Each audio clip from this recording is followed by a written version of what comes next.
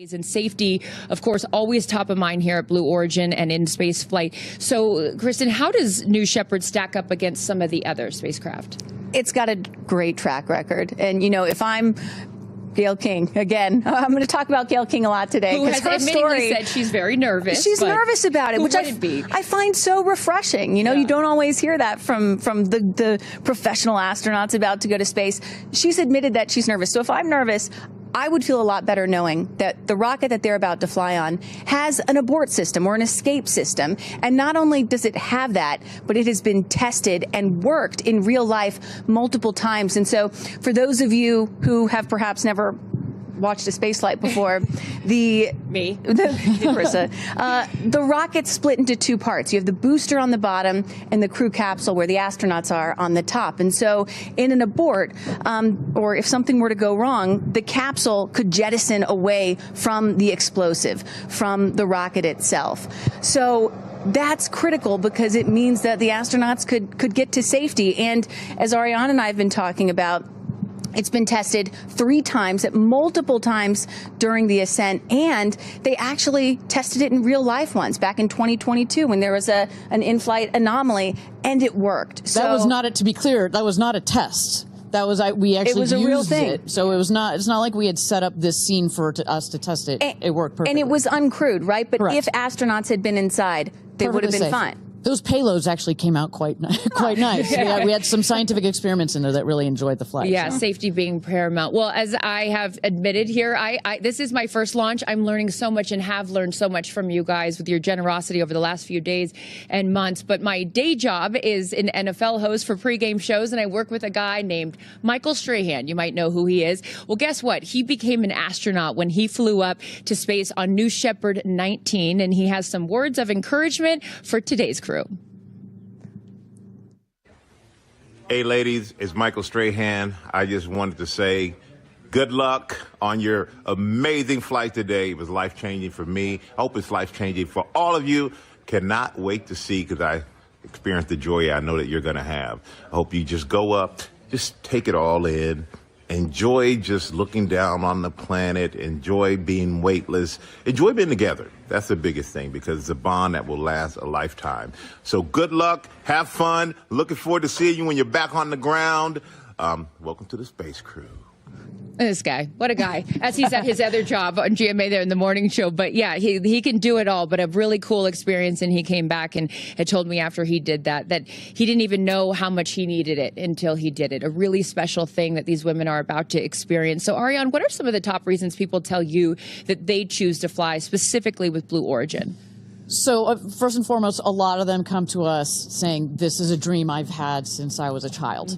And they are so ecstatic that finally they have the opportunity to fly, and to fly now. You know, you can, it has taken so long for us to get here, and so now they can actually buy a ticket.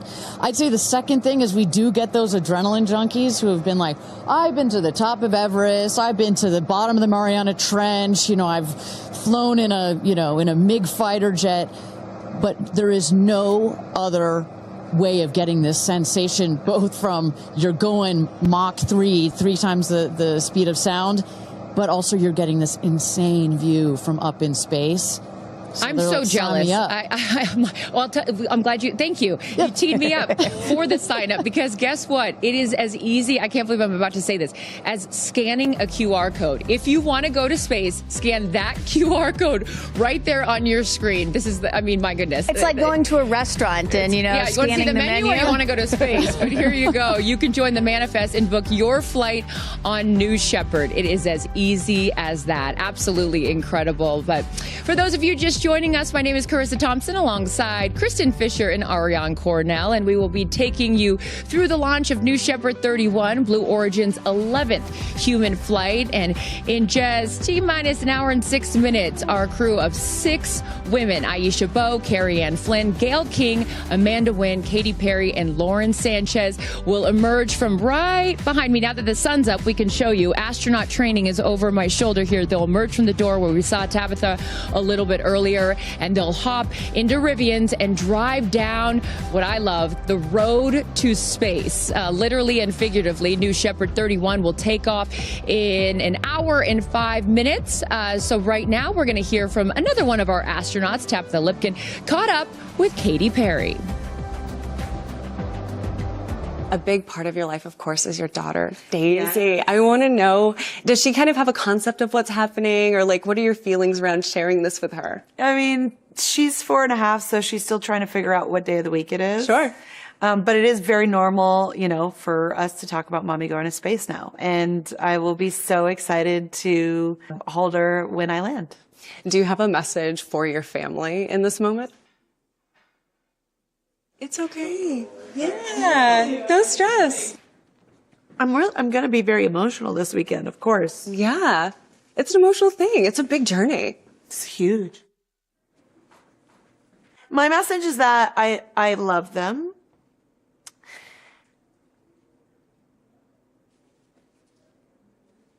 And I can tell. You've got so much love in your heart, and I appreciate you sharing that with me, especially in this moment. Take all the time you want. The message to my family is that I love them so much, and I'm so full of love, and I am so grateful to be representing a fearless female in my family, which is a domino effect from my mom, from my sister, and definitely something I feel from my daughter. What are you taking with you to space? I'm taking bracelets that represents the pillars of my foundation that I started with my sister called the Firework Foundation. I'm bringing almost 300 of them so that I can bring them back home for the 6th, 7th, and 8th graders that get to come to Camp Firework. They're going to be so excited. They're going to be very excited. It's really for those kids to inspire them as well, to never put limitations on their dreams. I'm going to be bringing a daisy, a real-life daisy from the Earth, to remind us that, you know, the Earth is very precious. I'm also launching a tour on April 23rd in Mexico, and I'll be on tour for the rest of the year. And I think it would be pretty cool to reveal my set list for that tour in space. Is that what you're going to do? I just might. We can look forward to it. Just on a little nugget? Little nugget, yeah. So with that, take advantage of it. Like, what's your message to your fans? Thanks for being on this journey of a lifetime with me, and what a ride it already has been and will continue to be. Obviously, buckle up. Oh, I love seeing her vulnerable, right? I mean, we always see her, she's tough, she's all this, but showing that emotion, that's a real thing. I saw her little daughter Daisy yesterday, and she's wearing her all pink astronaut suit, and she keeps going around being like, my mom's going to space. It's such a cool thing. And for all of you Katy Perry fans out there, I know there are a lot of them watching. It must be cool to see that, and revealing the set list, which is also very cool, up in space. But Kristen, today marks the first all-female crew on a Blue Origin flight. What does that mean specifically for you? It hits home because, you know, my mom was a member of NASA's original 6, NASA's first class of women astronauts. Dr. Annalee Fisher there, and that's my dad, Dr. Bill Fisher on the right, who was also an astronaut. And, you know, which is incredible, by the way. Like, both of your parents being astronauts is just, wow. And they both, I'm actually wearing the necklace that they both flew into space today. Wow. And so with my mom, you know, it took that entire class, NASA's first 6 women astronauts, it took them 2.5 years for all 6 to fly into space. You're adorable. And it's so cute. And now Blue Origin is sending 6 women into space in a single day. I mean, that's progress right there. And then on top of that, my mom was the first mom in space. I was 15 months old when my mom flew, and so I'm really relating to little Daisy, Katie's 4-year-old today. But you know, back then when she flew in 1984, there was some people thought it was really impressive and incredible what she was doing, but other people were like, my gosh, how can you leave your 15-month-old baby back on Earth? And so today, here we have 4 moms, 2 mothers at the desk, a grandmother going up in space. Yeah. I mean, it's truly generational progress, and it's just so cool to see. And I got to shout out to my daughter, Clara, who's watching at home, who is so upset that she can't be here today because she wanted to meet Katy Perry. But, you know, hey, you got to go to school. So I got to go to school. I should mention to you that actually we at Blue Origin, we've got these what we call our business resource groups. So they're groups that you can join as the employees, and we've got one for the Black community, the Latin community. But we also have one for the parents at Blue, and we call it New Fisher. You know, we've got New Glen, New Shepherd, etc.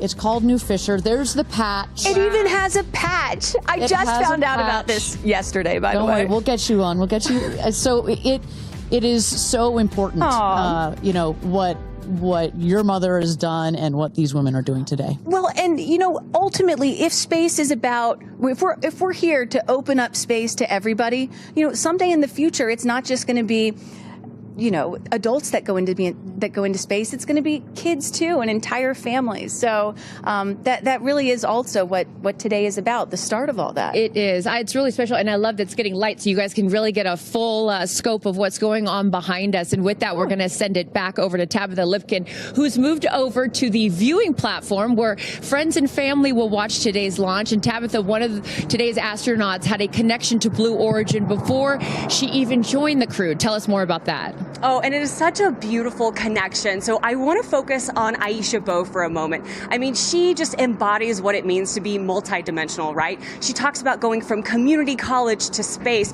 She's representing the Bahamas, and she helped founded projects like STEMboard and Lingo. But within being multidimensional, she also was a mentor for an employee right here at Blue Origin who helped build the very rocket she is about to take off on.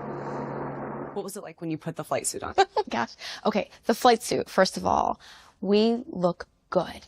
It's amazing. Like, as I pulled up the zipper, I felt like a superhero.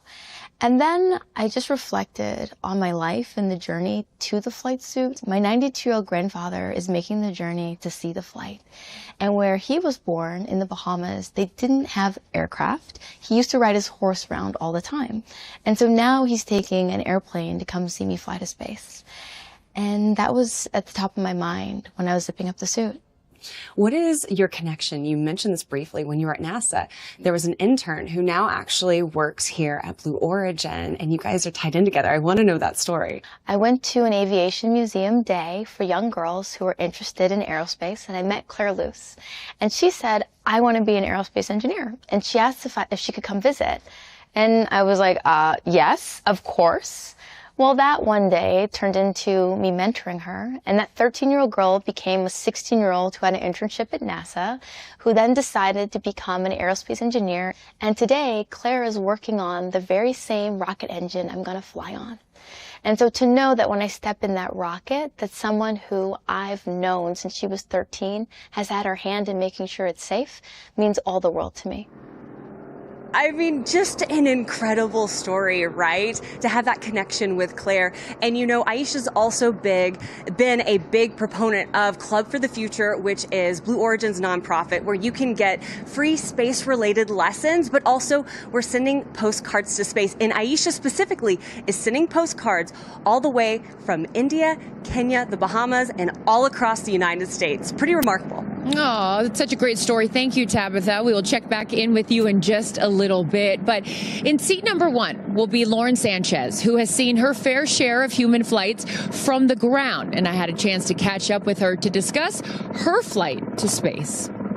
You know, we talked even years ago about the idea of you guys doing this, and now it's coming to fruition. So take me through that journey, the all-female space crew, sort of, and how we got from the idea to it actually becoming a reality. All-female space crew, can you believe it? Can you believe it? I can't believe it. I mean, it's really, I hear that, and I have so much gratitude that we're able to do this. Mm-hmm. And it all started when I came here and watched Jeff go up. He came back more grounded, more like alive. Which is interesting, right? You go to space to become more grounded when you come back down to Earth. It's so true, though. I always say, you know, it's not about going to space. It's about what we bring back. And I get to go with 5 incredible women, explorers, but storytellers, to inspire a new generation to be interested in space exploration, to inspire a new generation to explore. When you explore, you also bring out the curiosity in someone, and curiosity leads to solving problems. I look at your story and you've been so open about your dyslexia. And now here it is that the teacher that diagnosed you with dyslexia is going to be at your launch when you go to space. Why is it so important that your teacher is here for this moment, Lauren? Gratitude. Where I am right now is in part because of her. I was always told, oh, you don't belong. You don't belong. I was a female in sports. You don't belong here. Do you know what I mean? I was a journalist, and I was a really young journalist. You don't belong here. Like, you're always told you don't belong. But the problem is, people get told that all the time. I was starting to believe it. And that's what this is for all those girls out there that feel, or for anyone out there who feels they don't belong. If you're there, you belong there. I love that. Has Jeff told you what you could expect? What has he shared with you about his experience? He told me that it's going to change me more than I know. And I believe him. Yeah. He goes, I can't even explain to you how you're going to be changed, but you will be changed. What would you tell the little girl in the back of the classroom that is scared to go up to the front and do the class presentation or answer the question? What would you tell that little girl as you sit here just a few days away from going on this incredible adventure? It's okay to be nervous. It's okay not to be the best. It's just okay, and you belong here. I love her. It is worth mentioning, you guys, that going up with Lauren on her flight will be a Teachers in Space student experiment inspired by students across the United States, which will measure things like acceleration. So this is a different QR code. Access free space as we await astronauts coming out of training onto that road to space. Again, full admission. This is my first launch. I don't know how this with you. Explain to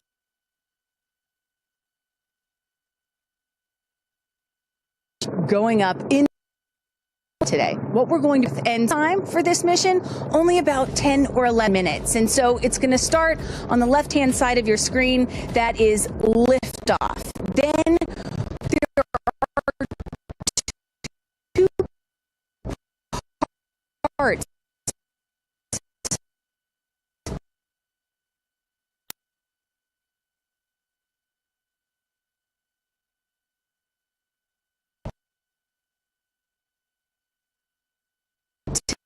This spacecraft. Do you have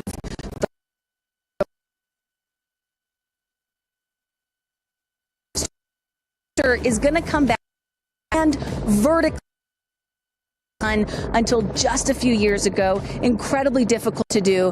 And then that crew capsule is going to descend with the assist of 3 big parachutes and come down to a nice cushy landing on the desert floor. Again, total time, it sound so 10 easy. to 11 minutes, right? I mean, it's going to happen really fast. It will happen really, really fast. I should note on the booster, so we made history with this New Shepard rocket, not the exact tail that we're flying today, but we were the first organization to ever land a rocket from space and reuse it. And that happened just 2 miles north was the launch pad. 2 miles beyond that was the landing pad where all of that happened. It was really exciting. These women, though, I should say, while it feels, it still is a rocket launch. This thing is going to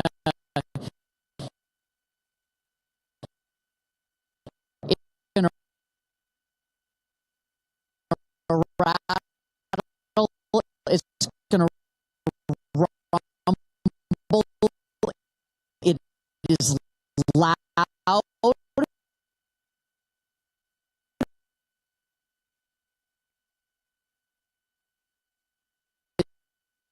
a little bit more since and right there. Now Ariane's next. Sure. So the astronauts, here you see Amanda, there's Lauren, Kerianne. So they're going to get, there's Katy and Aisha. So they're all going to get into the Rivians.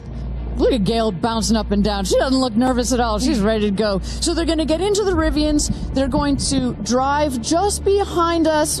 We can already see the friends and family starting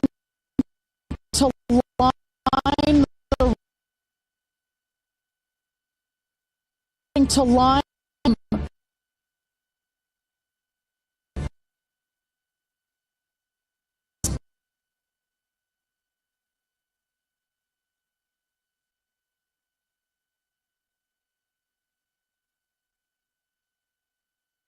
right in front of Katy. Look, she's one of those river one in the foreground, backing up. That is Sarah Knight's. And just right now, because we're about to go to Go Pull for astronaut load, let's take a listen. 7. Moving on, Capcom. Go. Engineering. Go, green board.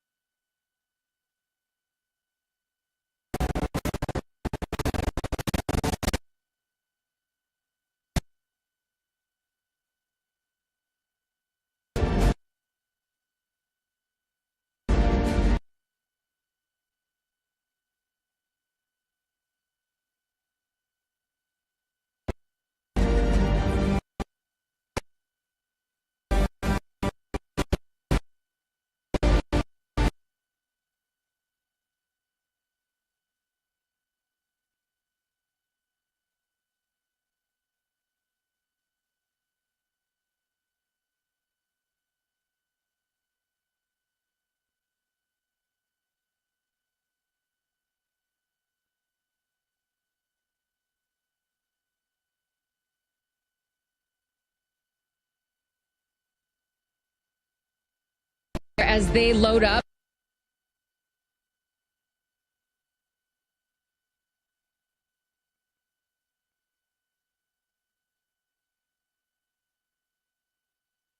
Rivians here road to stop there. They will out, take a very quick photo, and then get back in the Rivian.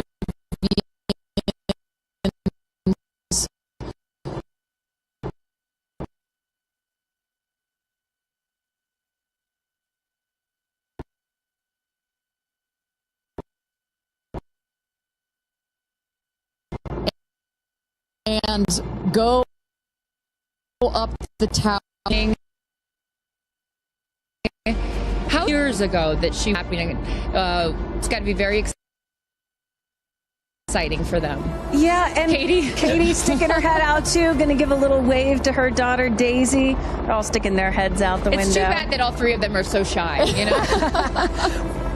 Well, and we often talk about how it is oftentimes more difficult for the people who are left behind on Earth, their friends and family, to watch this, to watch your loved one going into space. That's what Lauren said. She said, when I was waiting for Jeff to come back, I was so nervous because, you can't control anything. So seeing her right now, I imagine that emotion, friends and family there to cheer them on as they head out. One of the other nice things about not having to go into orbit for a multi-day mission is you don't have to go in quarantine. Right. You can actually be with your friends and family right up until the moment of launch. Such a good point. For those of you just joining us, Carissa Thompson, Kristen Fisher, Ariane Cornell, and Tabitha Lipkin here for coverage of New Shepard 31, Blue Origin's 11th human flight. You're looking at all the future astronauts, right? We can't call them astronauts yet until they pass that Kármán line. Our crew, our all-female crew. Yeah, our soon-to-be astronauts. Soon-to-be astronauts as they make their way out to the road to into space here in T-minus 46 minutes as we count down here. How does this compare, Ari and Kristen, having seen so many launches to some of the other ones that you've seen?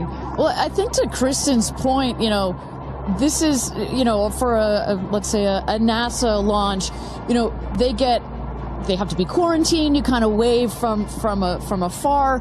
The families. This is a parade. Yeah, it's a parade. They're really integrated into this experience because, as I mentioned, when these people go to space, so often it's, I've been dreaming about doing this since I was a little boy or a little girl, and the family and the friends come along this journey in supporting these people, and so to be able to have them there right up just into the last minutes like this is really important. And we knew when we designed this whole astronaut program that incorporation of the families and the friends was going to be very, very important. Why was it so important? Well, I think among other things, precisely these aren't, these are not people that have trained for years and years and years, right? You not quite as Kristen as your parents. They're not fighter pilots. You've got people that are very normal, like Gayle has been very clear about her emotions and her nervousness. We want them to have the support and the love of their friends and family. And this is a moment that will change their lives forever.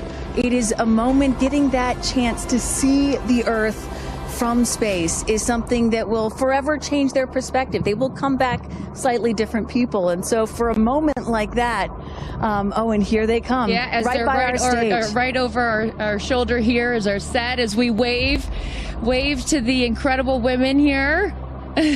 And each crew names themselves, right, Ariane? So this crew has named themselves the six that are taking up space. Good luck. I love it. I love it. Well, I think what's so fun about this, to your previous point about this full experience and getting access to see them and send them off, it has to give them some comfort, right? I mean, you're going to do something that is so out of your comfort zone, that to see and to be around people that you know and that you love on your way out to the road to space is really special. And also just being here the last couple of days, you really have an appreciation that, yes, of course, the focus is on these six women, but I'd be remiss if I didn't mention the experience that I've had. Even you took us into mission control yesterday, and just meeting them. There's 10,000 employees here at Blue Origin, and all of the men and women whose lifelong goal it was to work at a company like this, and all their schooling, and just some of the most intelligent people that you'll ever meet, and all the hard work. I mean, this is not a small thing that is happening, and all of these people have dedicated their lives to moments like this. And so I just want to make sure we acknowledge that this is such a group effort to put these women into space for the first time. I should say, of all the interviews and press that I saw Gayle King do prior to this launch, one of my favorites was Mae Jemison, the first black woman into space, and she made a very clear point. She's like, there's going to be lots of emotions on I want to say game day, on launch day. It is game day. On launch day, but as you can see, she's got tears in her eyes already, and just know that you have some of literally the world's most intelligent people that are taking care of you, that are watching this rocket, not just today, that the energy that has been put into this vehicle over the last several years, the several months that have been taken to plan this mission, and in the last final days and hours as we check the vehicle, we only send them out there and only send them up into space when everything is ready. We take this very, very seriously. And as Kristen said, this feels like it's getting a bit routine, but every mission is not routine for us. We make sure that we take it seriously. It is routine, I should say, but it is... That's a good thing. It's a good thing, and our team is paying attention, and no detail is missed on the day of. And there's a saying that spaceflight is a team sport. And And, it's not, there's so much focus on the astronauts, but it really is a team sport. And I think we really got a sense for that yesterday going into mission control. For those of you just joining us, Carissa, Kristen, Ariane here, Tabitha with the friends and family, and then we see the astronauts here. They have loaded up from the astronaut training center. They're in the Rivians, going at quite a speed, I will say, on the road to space, which what a is shot. Look at that really sunrise. beautiful. I was just going to say, which is such a beautiful shot there, the aerial view from our helicopters. But, there's been conversation leading up to this, and I loved, Kristen, you had pointed out when you get asked, like, well, why do this? And you had said something that I thought was so interesting. It's like, well, then why travel? You say it more eloquently than I There can. is, of course, criticism, right? Like, why should we care about this? Why should we care about your average person, even though these women are not average? Why should we care about them or celebrities going to space? Or why should we even be going to space, period? And my answer to that is, well, why do we travel? Why go to Paris? Why go to London? Why go to Japan? It's because it does something to you that's different than just looking at a photograph. You experience it in a different way, and it changes your perspective. It makes you a better person. It makes you understand other cultures and civilizations and other people. It makes you have more sympathy, and you hear about the over come back to Earth, and is where you more, and you realize that we are all just one. So I'm excited to see what they have to say. And I'm excited. Look, the moment has come here. So Ariane, walk our audience through sort of what happens next as they are approaching. Sure. So they have just driven down the road to space, the 2 miles. They are going to go to the north end of that circle and jump out of their Rivians and take a cool shot, a photo that is, with the rocket in the background. Again, all of this is very tightly choreographed, and we want to make sure that they do this quickly so that they can get back in the Rivians, go back around the circle to the base of the tower. At that point, we're going to get them into the elevator that will take them up to the south tower. That's the one in the background.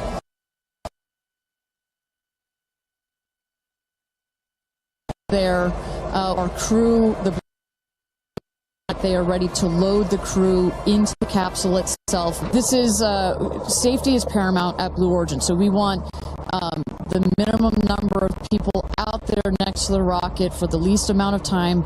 So we keep it fast. We keep all these procedures tight. But we got to do a quick photo shoot by the rocket. I mean, so good. It's history, we got to capture that moment. And again, for those of you just joining us, this is something that I was not aware of. That beautiful rocket right there, New Shepard, didn't come out until this morning, right? So explain a little bit more for those people that are just tuning in, sort of how the setup works. Sure, that is correct. So at about 2 o'clock this morning Central Time, we rolled the vehicle out. There you see on the truck. With the capsule already what we call mated to the rocket. You'll see here in a moment the rocket, it goes very slowly, just want to make sure we take care of our baby as well. Goes out there, the truck will turn the vehicle vertical, and at that point we connect all the pipes and the hoses to the vehicle, and we start loading the vehicle with propellant. Right there, it's empty. That's for safety and security reasons. That's also, it makes it easier to turn vertical. We'll load the vehicle with propellants all the way up to the last moment. We put in there, you heard it earlier in our webcast, liquid hydrogen and liquid oxygen. Those are the two propellants that fire into what we call our BE3 engine, our Blue Engine 3.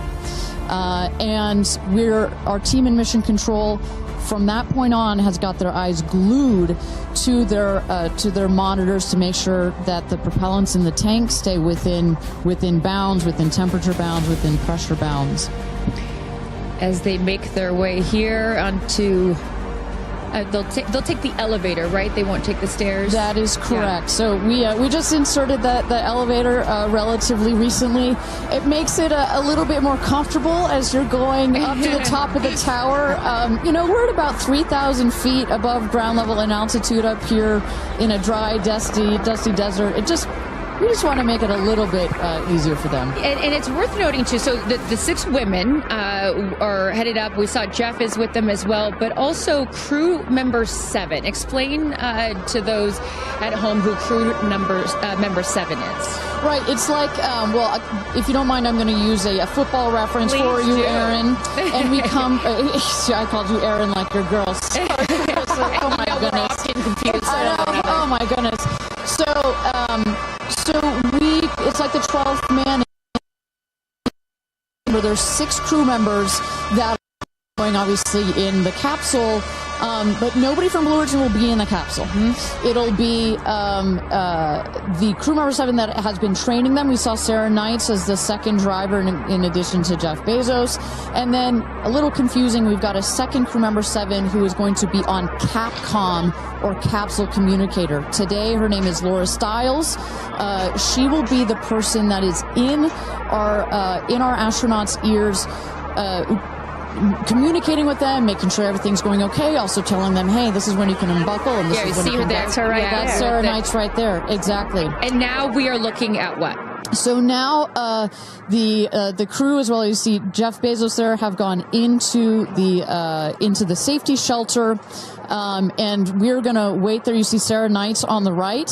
She's going to just communicate with the Blue Origin team that is at the other tower just next to the rocket to make sure that everything is set and sorted for them to do their final load. This happens very shortly here. We clock it at about T-minus 35 minutes, but we'll only do one already. And in case some of you are wondering what a safety room is or why it's there, it's, again, what Ariane was talking about. You want to keep these astronauts as safe as possible for as long as possible. Of course, they'll be safe when they actually get in the rocket, but just in case anything were to go wrong, we had the chance to go inside this room a few days ago, and it is, is it a bomb-proof room? Do you want to say that? I mean, it is. It is. And you feel it when you're in there. You're like, oh gosh, now this feels real. Yeah. And after going up that elevator, for us, I think that's the moment where we weren't even going into space, and all 3 of us were like, whoa, okay, it gets real serious. Yeah. But I love the access that we obviously have in being able to see these women before they go up. For those of you just joining us, we are T-minus 34 minutes to launch for NS-31, Blue Origin's 11th human flight. As you can see there, a little live look in is them saying some words before they take off. So I know that we had started to expand upon it and then took a shot of the astronauts. So what will they feel? Sort of walk us through the physical part of what they'll experience, Ariane, once they are in the capsule. So once they're in the capsule and they're ready for takeoff, first they'll hear the engine when it ignites. It sounds like a pop. Everybody, listening will also hear that. It sounds like a pop, and the engine roars. We hold the rocket down for about 7 seconds. Make sure it's all ramped up. And during that period, that can actually be one of the most, frankly, nerve-wracking times, because you start to, if you're in the capsule, you start to see the glow of the flame. And here they come. Here we go. Loading into the capsule. And the significance here of the bell, and I should note before I have you explain that, each crew names themselves. They have named themselves the 6 taking up space, as each one is ringing a bell. And the significance of that is what, Ariane? This is one of our traditions. All astronauts throughout history in various programs have had their traditions.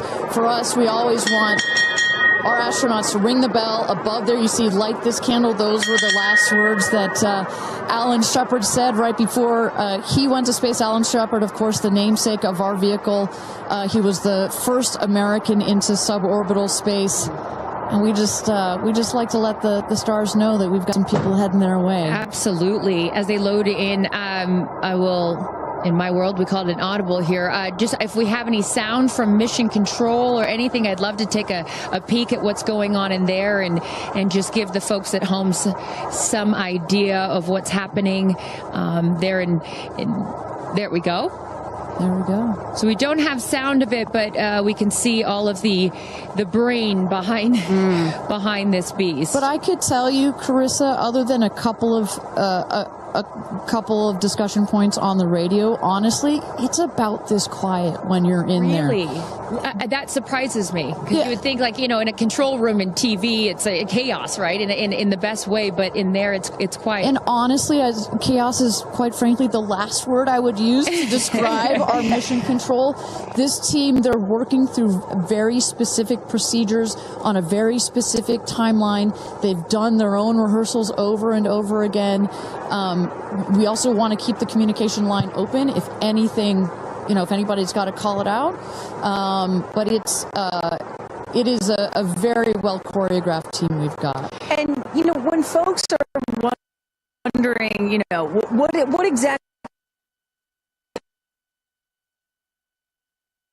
2 days of this space flight, done rehearsals and dry everything that you're seeing here. They practice over and over getting inside this capsule, strapping themselves in. And, one of the biggest things that they have to remember to do is when they get those, remember, they only get 4 minutes of weightlessness, 4 precious minutes. They have to unbuckle and then buckle back in at the exact right moment. So those are some of the things that they're learning to do and practicing while they're training in that building right behind us. As we look at New Shepard 31, the 31st mission, the 11th human flight here for Blue Origin. We are T-minus 30 minutes. Carissa Thompson, Kristen Fisher, Ariane Cornell with us, and Tabitha Lipkin at the tower. I am going to be leaving here in just a few minutes. I'm going to go to fallback 3, an area. Then I will wait for the capsule to land. I'll wait for the recovery team to come out and then bring you interviews from each of our astronauts as they arrive back here on Earth. I cannot wait for that. Again, we've seen them load now into the capsule, and I just would love, some more play-by-play, Ariane, of sort of what now this process looks like, as it's all new to me. And for any of you that are also joining us for your first launch, welcome. And now we'll let the experts tell us what's going on. So you saw them loading. You saw them loading into the capsule. They are getting into their seats. They're getting into their harnesses. It's a 5-point harness, so clicking them all in. All right, we're hearing that Capcom right now. Sorry to interrupt you, Ariane, which is short for Capsule Communicator, and ready to do the astronaut comm check. So let's take a listen. Laura Stiles has the mic.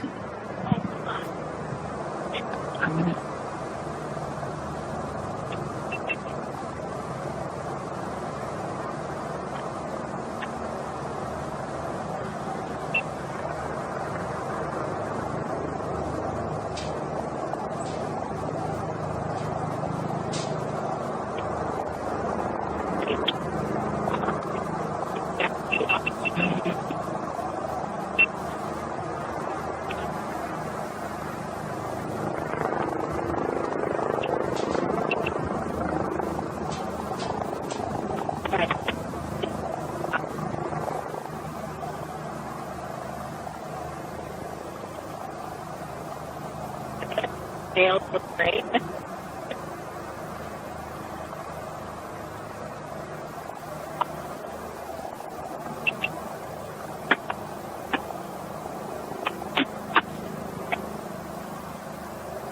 Right.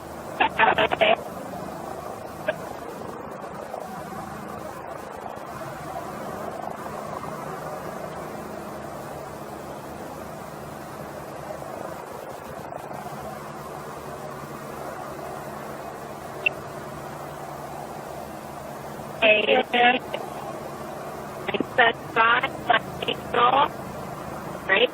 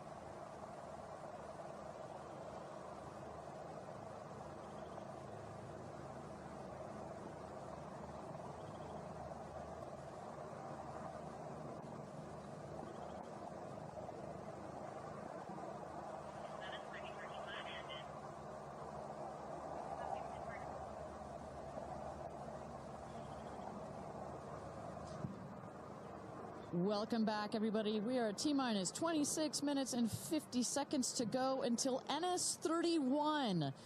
Blue Origin's 31st mission for our New Shepard rocket, our 11th human flight. I'm Ariane Cornell here with Kristen Fisher at the desk. Carissa Thompson has left to get into place for her viewing spot for the launch. We are waiting on Capcom, or the capsule communicator, to run the comms check with our astronauts. But Kristen, we were just talking a second ago about what's going on here. You see our crew member 7, Sarah Knights, who's coming out of the capsule there. She has helped load our crew into the capsule, has done just a double check, making sure those seatbelts are nice and tight, as well as made sure that the earpieces and everything are set for our astronauts. I should note, just as we give kind of we got this beautiful aerial shots this morning of the rocket. We have these sunshades you see on the at the top of the capsule, that kind of white square. We've got one there in the foreground, and coming around you'll see another one on the back. Those windows are so large that it can kind of act like a greenhouse in there, and especially down here in the West Texas desert, it can get a bit toasty in there. So we've got some nice sunshade for their comfort. And I love that we can see some of the crewmates inside the capsule as they're getting strapped in. I think you could see Lauren Sanchez right to the left of the hatch right there from that camera shot. So pretty cool that you can see them this close to lifting off. Ariane, I have to say, I might break in. Profound experience. Jeff Bezos here. Yep. I'm so excited for you. I don't want to get off. I want to go with you. And when you get back, I can't wait to hear how it's changed you. I love all of you. See you soon. Godspeed. Kudatum Ferocitor. And there you heard it. Some words of support from Jeff Bezos, founder of Blue Origin, also astronaut himself from our first launch.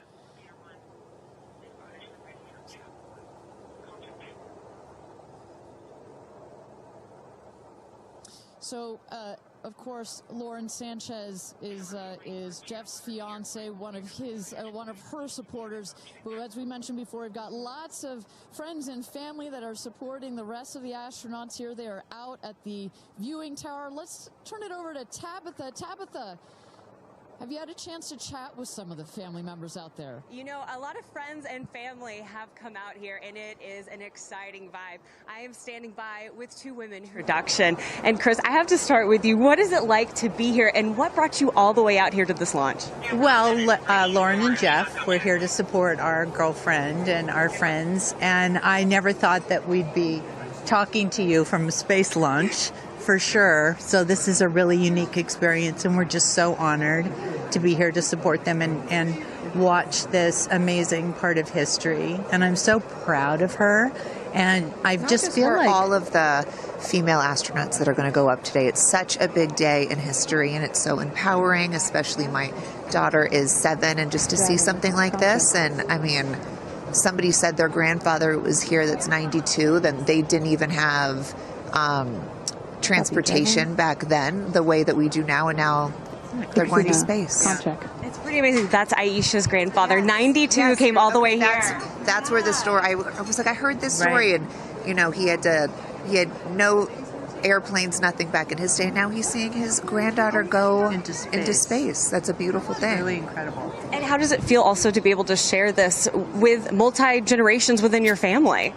It's really something. It's just Kim keeps writing us because she was supposed to be here with us, and she's studying for law school, so she had a big test that she had to take. Again, something I'm very proud of, but she just keeps calling, going, I have such FOMO, tell me every minute of it. So it's very inspirational, and just super proud of the girls, every one of them. And it's a very brave thing to do, and I think it also just says something, like Chloe said, to my 13 grandchildren. Yeah. And what can you say to that too, for your children?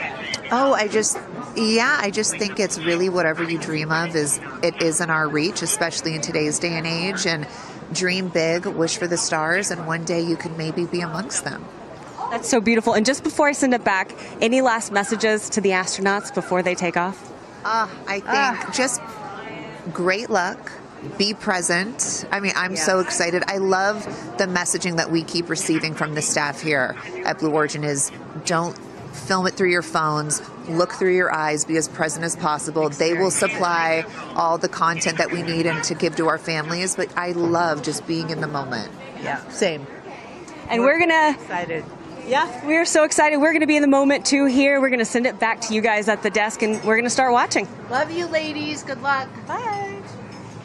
We had no idea that Chris and Chloe were going to be here, and we're about to be interviewed by Tabitha. So that was a nice little treat. They sure looked the part, you know. Oh, they're ready for their day out here in Texas. I love it. Yeah, and you know, for those of you watching, we're really in the middle of the desert. We're a solid 2-hour drive from El Paso. And as you were saying yesterday, Ariane, you know, you really get the sense like you start in El Paso and the more you get out here, you do start to feel like you're on another planet. I mean, it's got quite a moonscape, Marscape vibe.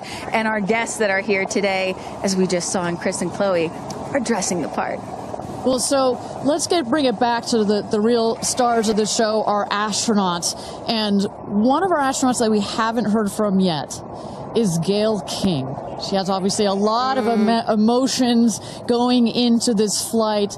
Let's hear what she has to say from this interview with Tabitha Limkin just a couple of days ago. When I made the decision to come, there were only 3 people whose opinion matters to me the most. Favorite daughter Kirby, favorite son Will, and Oprah. That's my kitchen cabinet. And all of them said, I think you should do it. All of them, much to my surprise, including Oprah. I really thought she was going to say, nope, I don't think you should do it. And she was like, do it. She said, I really think you should do it because you've been talking about it. And when it comes back and you're not on it, you're going to be kicking yourself saying, I could have gone and I didn't. And I don't want to have to hear about it for the next few years. And, you know, I think everybody in this group is a storyteller and explore. And to be able to take this message and tell other people what it was like from our different perspectives, I think is very significant. Do you have a message for the kids watching? You should always know that no dream is too big. You know, we have someone, Aisha, who was told when she was a kid, your dreams are too big, you need to dream smaller. No child should ever be told that. And so I want people to know no dream is too big. And also, LL Cool J said this to me once, dreams don't have deadlines. Isn't that good? That is real good. Dreams don't have deadlines. I've never forgotten that he said that, and I believe that as well. What are you taking up with you? Oh, I have a bunch of stuff. I have Luca. I wanted one of his favorite toys, so I have a Sesame Street character called Tamir. Tamir is this little black boy with great curly hair, so Tamir gets to go to space. I have a wooden cross that you can hold in your hands. It fits like in 3 prongs. And a stranger came up to me at the airport. She said, I always hear you talk about being a nervous flyer, and I wanted you to have this. And so if you're ever on a flight and you feel nervous, take it out and hold it. So whenever I'm flying, I have this with me. Also, I just noticed, what is this on your wrist? So Jared, who's one of our jib operators at CBS Morning, his daughter, Denise, who's 7, made this for me. And she came into my makeup room and said, I made this for you. Someone else gave me astronaut era. That's pretty great. Space sister, Amanda just gave me this. I mean, so I feel that I feel I'm pretty well protected. Absolutely. I will say this, as excited as I am, I'll be very glad when we come back down. I will be very, very, very glad about that. Well, clearly we heard Gayle there and prior to coming down here in Texas, nervous and excited at the same time, but one of the things I like about this is that she just makes it real, you know? Regardless of who you are, this is a nerve-wracking experience, and the fact that she's so authentic about it, but also, more so, she is stepping so far out of her comfort zone. I think that in its own right is extraordinarily inspirational. I think most people would feel the way that Gayle is feeling right about now. If you're about to launch into space. You know, one of the things that I find so refreshing is that back in the early days of human spaceflight, you had the Mercury astronauts, and they were all white male military test pilots, and they all had to have the right stuff. You could never talk about nerves or being nervous or your feelings or stuff like that. That was the wrong stuff. But now, in 2025, it is the right stuff to be like Gayle King and talk about those concerns and fears and excitement that you have before launching into space like that. And that really shows you just how much the human spaceflight experience has changed over the last half century or so. And that really is what today is all about. I know there are some people watching this or who have heard about this who are thinking, why should I care about people going into space, Katy Perry, a famous pop star. Why should I care about that? And the reason is it's missions like this that really begin the process of opening up space to everyone, for all of humanity. That's what today is about. And I think we have to, it's not just about today. Today is very, very important, but I think also one of the reasons that I love working at Blue Origin is we think in very long time scales. Right? I honestly feel like I'm working at a company that will be here in at least 100 years. And that's how we think about spaceflight. Oh my gosh, look at that cute little kid. She is ready to go to space too. Aww. I absolutely adore that. But we need to be here precisely for kids like that. You cannot, I am a firm believer that you cannot be it if you can't see it. And that's what this flight is for. It's about inspiring women. Oh, look, talk about inspirational women. Several female astronauts in that group right there. How many astronauts do we have there? I see 4 or 5. At least 4 or 5 and counting. It's a tight group that's only going to get bigger of those female astronauts there. You see Kelly Girardi and Cyan Proctor. I see Emily Calandrelli, Sarisha Bandla. I mean, just an incredible group of women that have gone to space already. And after today, in just 15 minutes, we are going to be adding 6 more to that group. It's getting close, Ariane. It is getting close. So with that. Thank you again, everybody, for joining us for NS-31, our 11th mission, human spaceflight mission to space here. We are at T-minus 14 minutes and 30 seconds, just to give you a little bit of a preview of what is to come.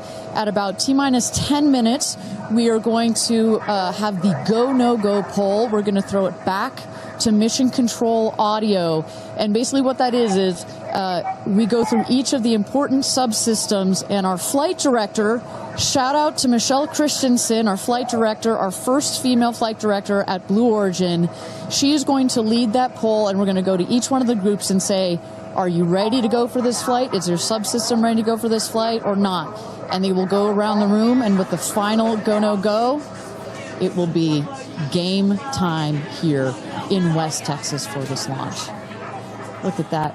Now, this child is a little younger than you were when your parents went to space. A little bit older. Oh, excuse me, a little older, pardon me. Because I was just 15 months old when my mom flew in space. And, I think about what it must have been like for her to be a first-time mom and training for her first space flight all in 1 year. And she was a part of NASA's original first 6 women astronauts alongside Sally Ride.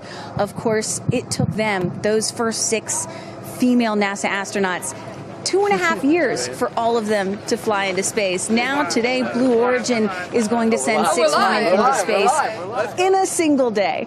I mean, that's pretty cool that's there. Incredible perspective. Also was your mom just 6 months? You were just 6 months old when she started training? She was assigned to her first space flight when she was 8 months pregnant with me. Can you imagine? God, I have a 6-month-old. I can barely fly down to West Texas from Seattle. She gave birth to me on a Friday and was back in the astronaut office on Monday. I don't recommend doing that. As a mom of 2 myself, you're a mom of 2, I probably wouldn't do that. But respect. She did, Respect, that's huge. But I've asked her, I'm like, why did you do that? And she said, because I felt I had to prove something. I felt that I had to, pave a trail for women to come. And so as I'm sitting here today, I'm thinking a lot about what she did, the sacrifices she made to make what's happening today. Again, it's not normal. Human spaceflight will never be normal or routine, but this is the beginning of making this kind of travel. We got 4 moms on board, a grandmother, making these types of people going into space very routine. Now, talking a little bit about that, getting back a little bit into the flight profile and what they're going to feel as part of this now routine flight. So the 6 astronauts are currently in the capsule right now, all strapped in, ready to go. Their audio is working. We are waiting for the T-10 here for the go no go poll. At T-0, you guys are going to, all of us will hear the pop. That's the ignition of the BE-3 engine. It holds down the rocket for about 5, 6, 7 seconds. Inside the capsule, they'll start to see the glow of the flame, and then they will lift off. They will take off. They are in a somewhat reclined seat, and they'll start to feel the G-forces on their body. And so kind of like sitting in a car that's accelerating, it pushes you back against the seat. That's the same here, except they're going up. They will accelerate to they'll have 3 Gs. So here on Earth, we're at 1 G. When you accelerate to 3 Gs, so like if you're 100 pounds, it feels like you are then 300 pounds. But Kristen, crazy. It's crazy. But in that reclined position, it's dispersed across your body. Bad. It's not as bad. It kind of feels like a weighted blanket. Oh. And then it nice eases and cozy. up. It's nice and cozy as it gets nice and dark. I'll take a weighted blanket right about now. But they're not. Don't worry, it's going to get nice and dark, but there's no sleeping on this. They are going to have the most incredible view out of those windows. The capsule will separate from the booster. That's when they're going to feel weightlessness. They'll get the about 4 minutes to unbuckle, enjoy the weightlessness, enjoy the insane views out of those windows. They'll buckle back in, come back through the atmosphere. That's actually when they're going to have the peak G-forces. They peak at about 5 Gs. Which is kind of counterintuitive. You wouldn't think that you would feel the max G-forces on the descent, but that's when you do. But that's when you do, and it's kind of like, because you're coming back through the atmosphere, right? It's thin up there. You come back through the atmosphere. It's thick. It's kind of like diving into a pool. It kind of goes spoosh against you at 5 Gs, but then it eases back up. And we deploy the parachutes, and they come floating down at about 10 to 15 miles per hour for a nice soft landing here in the desert. At the last second, there's an air cushion that comes out. Go. Booster. Here's gonna go, Paul. Go. Ground. Go. Inca. Go. Safety. Go. Capcom. Go. Engineering. Go. This is the flight director. New Shepard is go for launch. Booster, commence terminal count. Protocol flight. Yeah, baby. Go for launch. My favorite words. It's getting real. T-minus 8 minutes and 51 seconds. Until our 11th human space flight, the first all-female crew flight to space. All 6 of our astronauts are loaded in the capsule, waiting for just 8 minutes and 30 seconds to go here. Now, Kristen, we just kind of walked through the flight profile, what it's going to feel like for our astronauts. Oh, we got Carissa up on the tower to chat with more friends and family. Carissa, who you got out there? I don't need to introduce the incredible woman. I don't need to introduce the incredible woman next to me, who is a ray of sunshine. Oprah, you are wearing yellow because Gayle's call sign is sunshine. Yes, right. And all of us, the whole family is wearing yellow today. And I you know, we've been friends. It'll be 50 years next year. We've been friends since we were 21 and 22. And I have never been more proud of my friend than today. Never been more proud, because this is bigger than just going to space. I mean, I think for her, who anytime we're on a flight, she's in anybody's lap if there's the slightest bit of turbulence. has like real anxiety flying, and this is overcoming a wall of fear, a barrier. I think it's going to be cathartic in so many ways for her. She told us that she was surprised that you told her to do it. Why did you want her to do this? Because I think life is about continuing to grow into the best of yourself and the fullest expression of yourself. And I think that this is one of the most fullest expressions you can possibly have. And I know that I felt deeply that she would regret it.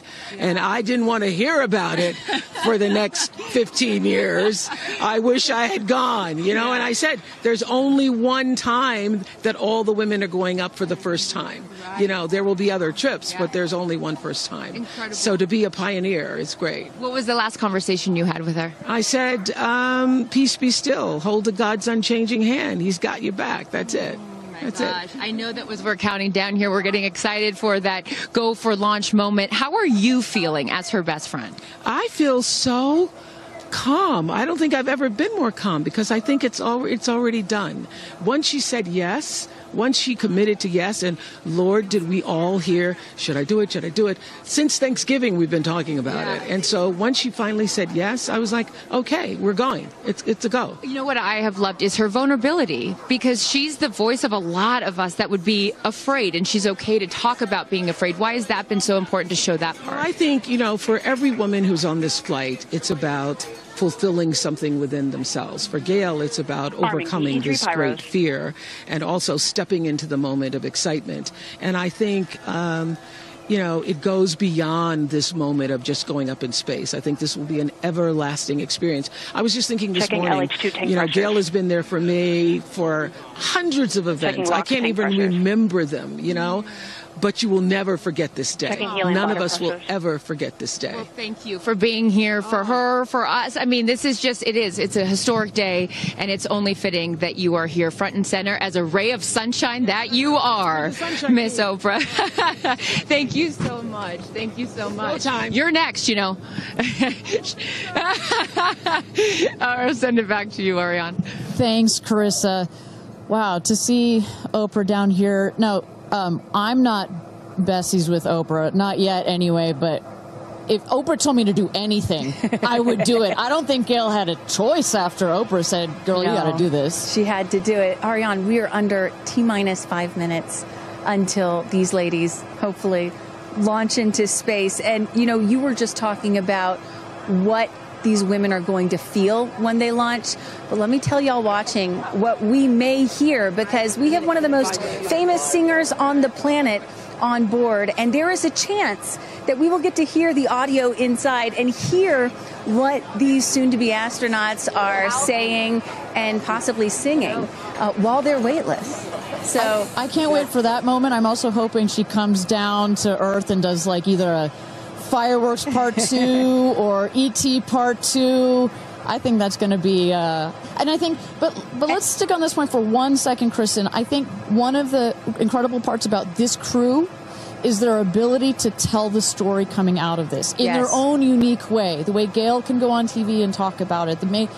Amanda can go and continue to advocate for women more broadly about it. The way Katy can sing about it, etc. The way Kerianne can produce films about it. That is what is so special about this crew in particular. And that is what's so special about this new era of space flight. This is not NASA. This is not governments. It's not the U.S., China, or Russia. This is the commercial era. These are private companies, and this is Blue Origin sending the first all-female crew into space since 1963. And this is all going to happen so fast in just a few minutes, about 10 or 11 minutes from launch to landing. And don't worry, guys, I did the math. In case you're wondering, total duration of this mission is just about 3 Katy Perry fireworks songs. So play that song 3 times. That's how long this mission's going to be. Fantastic. Well, so at T-minus 3 minutes to go until our 31st launch of New Shepard, our 11th human space flight. Just to tell you what's coming up here. At T-minus 2 minutes, we send the show over to the vehicle. It goes into autonomous mode. Command engine controller ready to start. We have our team, of course, in mission control that have their eyes start. glued to the screen there. There you goes Mission Control, quiet and intense. There's one of our crew member 7's capsule communicator, Laura Stiles. She is communicating in the ear of our capsule, in the ears of our astronauts. But what we're going to see in the last 2 minutes, you'll see the fins at the base of the rocket gimbal or just move back and forth. We want to make sure they've got free range. At the base there, you see the nozzle, the engine peeking out. The engine as well is going to gimbal, going to move. Both in conjunction together, those two Pressing propellant systems. tanks to flight pressures. Those two systems guide the rocket. And when you are out there at this moment, this rocket feels like it is alive. It feels like it is a living, Retracting sunshade breathing, and capsule access hissing bridge. thing, right? And there's the gantry pulling back from the T-minus rocket. 2 minutes and counting. Transition to onboard hydraulic pumps. And this right here is the moment that they've been training for. 2 days, becoming a crew, becoming a team. After you go through an experience like this, it's more than a team. It's almost like a family. You are so tight to go through something as intense Executing as this. aft fin built-in test. And everything looking really good, Ariane. So far from Mission Control, everything is clean and green for this launch. T-minus 1 minute to go here.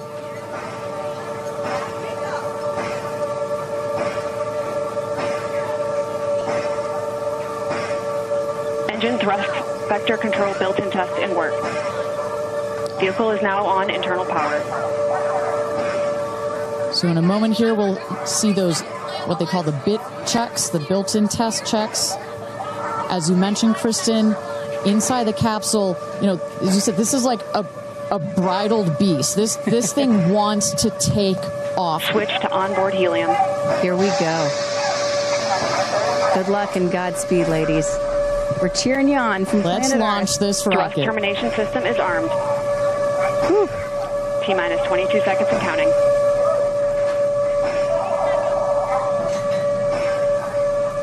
Guidance internal.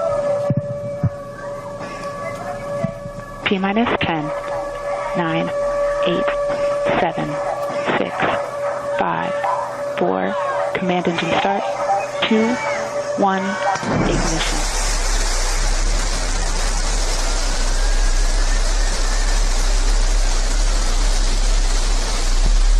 Liftoff.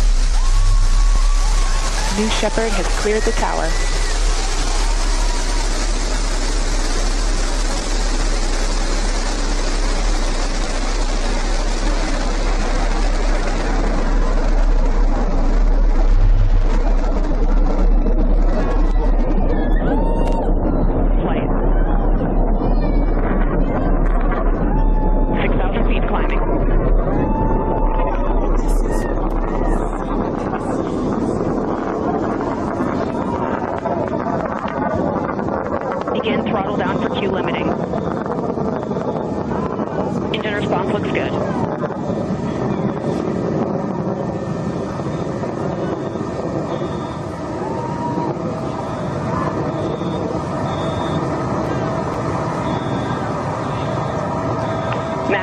Maximum dynamic pressure. Mach 1. Vehicle is supersonic. Engine back up to full throttle. Supersonic. We have passed through max Q. Maximum dynamic pressure. That's when the vehicle, the stresses between the atmosphere and the speed are at their maximum. So to punch through that is so important. You see the BE3 engines is firing beautifully. You see the stream of steam behind it. Those ladies right now are having an incredible view on their way to space. Passing through 80,000 feet, 1,300 miles per hour. You're going to peak at about 2,300 miles an hour over Mach 3, 3 times the speed of sound. Shortly coming up, we'll have MECO, main engine cutoff. We will turn off the engine, but the two craft, the capsule and the booster, will continue their ascent to space. Stand by, MECO.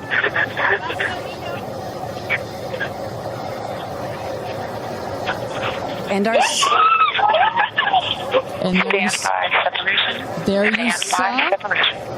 the main engine is turned off. We're now going to separate the capsule from the booster, and at that point, Kristen, that's when all 6 astronauts are going to start to feel the weightlessness, and shortly thereafter, we're going to let them unbuckle. And that right there is the most critical milestone of this whole ascent. Oprah watching her best friend go to space.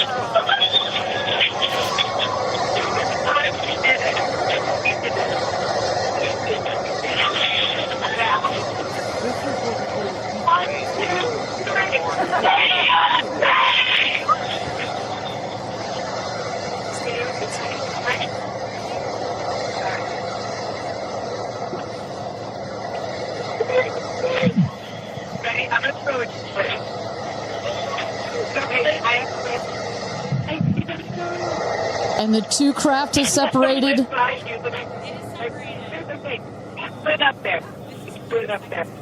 328,000 feet, 100 kilometers. Welcome to space, ladies, or shall I say, astronauts.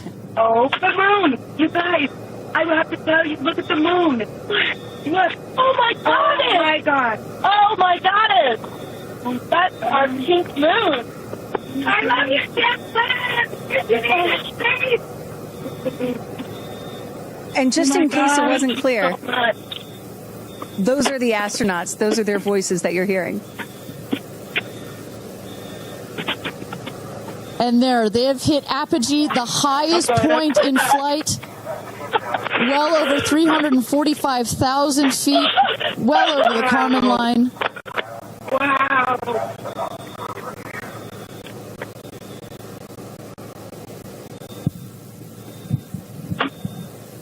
And at this moment, the astronauts have unstrapped from their seats. They are floating. They are weightless.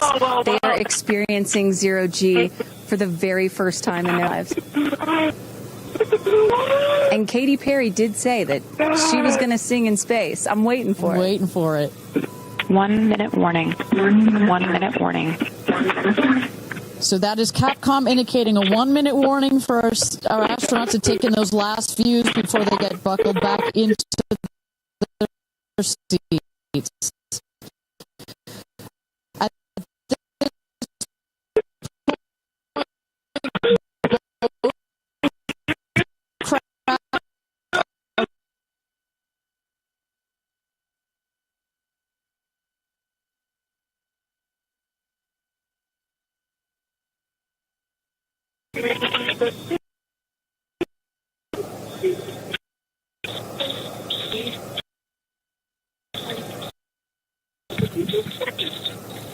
Oh my God, guys, look at that. Wow, so peaceful up here.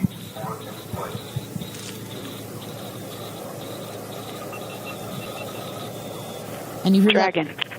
Report status. Copy. Whip. Report status.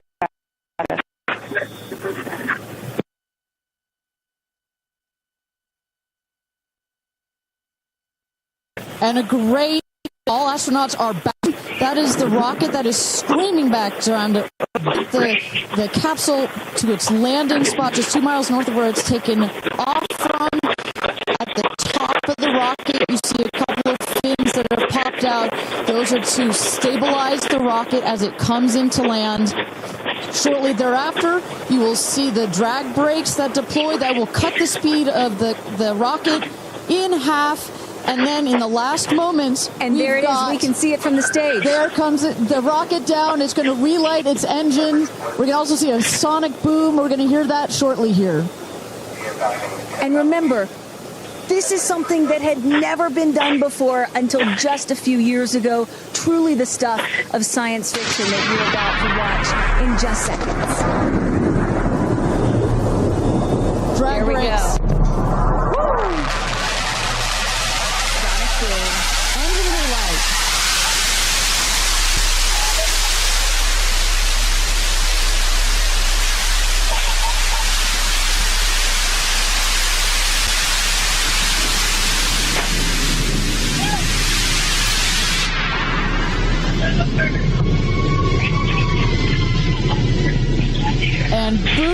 touchdown, welcome home, New Shepard.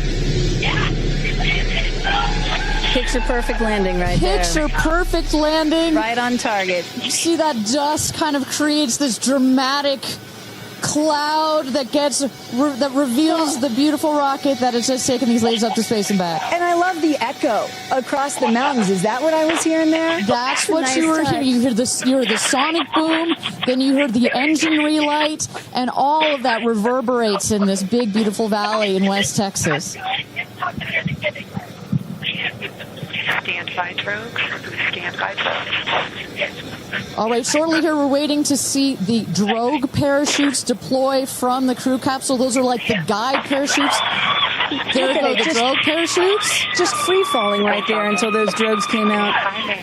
And then next will be the main parachutes that get pulled out.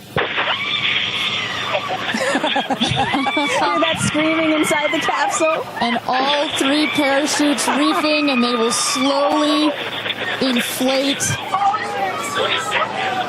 slowing the capsule to a nice, smooth 10, 15 miles an hour. They are cruising back home. 3 good parachutes.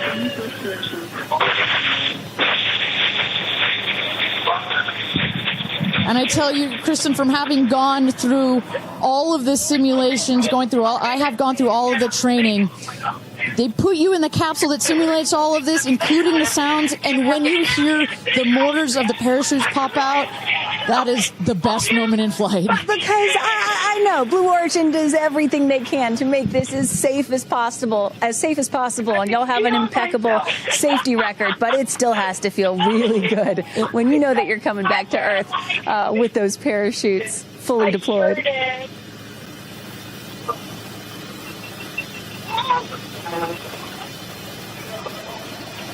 And we can see the capsule just over our shoulder here, going to be landing north and east of the launch pad, coming down softly and beautifully. 500 feet.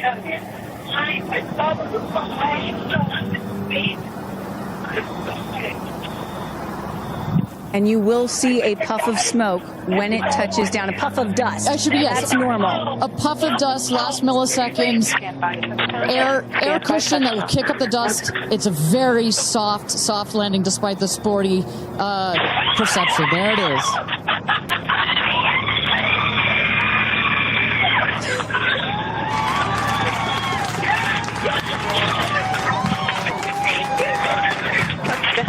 Congratulations and welcome back to Earth. Speed status check. Double shot. Kristen, just some incredible images there. The capsule. Copy. Welcome back. Feather. Nice. Let's wait for Aisha just a moment here. Make sure they're doing health checks in. Beautiful.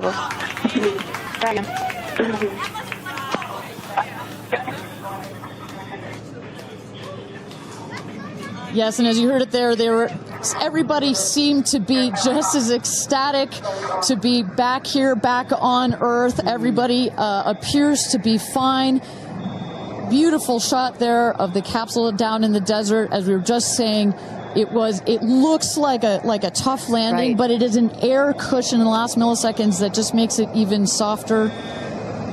I will also note the parachutes landed very close to the capsule. That's just an indication that there's not very much wind out here today. A beautiful day for a launch and landing.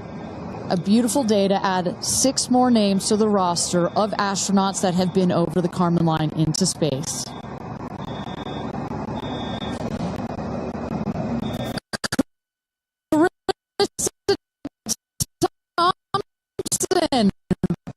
What's the view from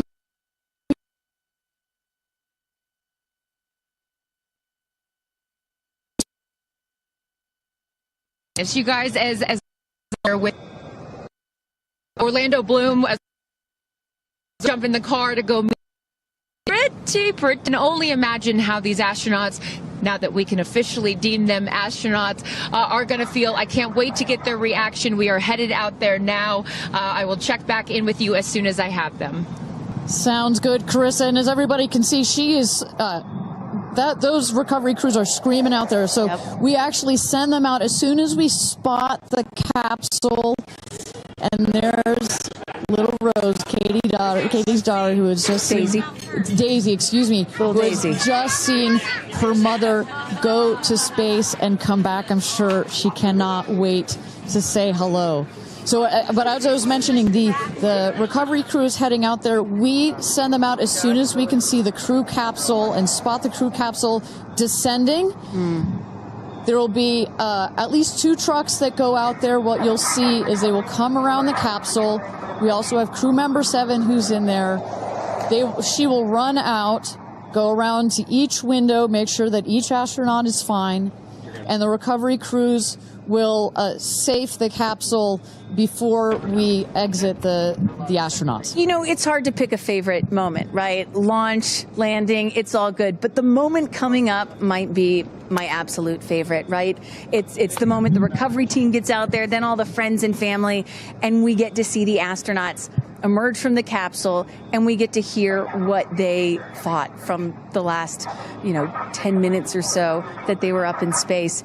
And I think one of my favorite things that I've ever seen in covering space, certainly with Blue Origin, was that moment for William Shatner, Captain Kirk, as he emerged from the capsule.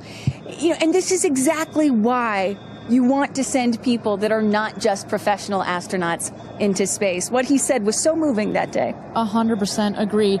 But it's not just the astronauts that are here that are being moved by this event. We've got Tabitha that's with some of the friends and family out there. Tabitha, give me an update from the viewing platform. I mean, not a dry eye in the stand, I tell you right now. Chloe, I just want to know from your perspective, that moment, what was it like? I don't think I realized how emotional it was going to be, and I literally had chills all over my body from the second it launched until the moment I just saw it land. And it's sort of hard to explain because I don't think you would be that emotional, but it's incredible. It takes your breath away. And I feel like I have all this adrenaline and I'm just standing here. Right? It's very true. Same. It's really, first of all, we're so thrilled that the girls are safe and everything went so well. And so that's a relief because, I'm sure there's a lot of nerves up there, but to hear the girls screaming and having such they said they saw the pink moon. Yeah. I heard the audio. I was like, that is the coolest thing. I cannot exciting. wait to get the footage from inside and to see that. I want to hear every little emotion that they had, and we can't wait to see the footage from inside. What are the chances? The pink moon, the rocket launch. It's so exciting. It's a great day. It's been a pretty phenomenal day. Great morning.